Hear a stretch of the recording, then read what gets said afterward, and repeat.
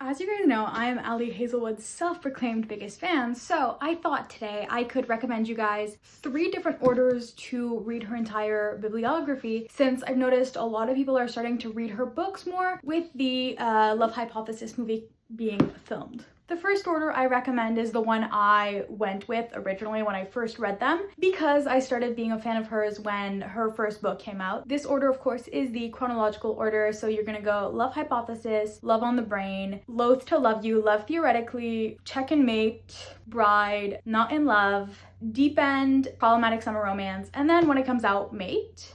The second order I recommend is kind of what I call the series order. Although they're not all categorized as series, there's some that I would definitely group together. So the first 3 you would do is Love Hypothesis, Love on the Brain, and Love Theoretically. Then Loath to Love You is a collection of 3 novellas, so you can kind of read them whenever, but I recommend reading them before the rest, since it is some of her earlier work, and I feel like her writing is just getting better and better as she's releasing more books. Then you would read Check and Mate. Then you would read Bride, and then maybe Mate. Although this one can kind of be read whenever, I recommend reading it before these 3. But yeah, maybe you could as well read Bride like after, because Mate is coming out after all of these books, but that's when I personally recommend it. Then you would do Deep End, and then Not in Love and Problematic Summer Romance I would definitely read together because they are a direct interconnected standalone series. And lastly, we have what I call Alexa's ultimate Ali Hazelwood binging order. This is the order that I would recommend following if you want to read every single one of her books back to back, and you would want to wait until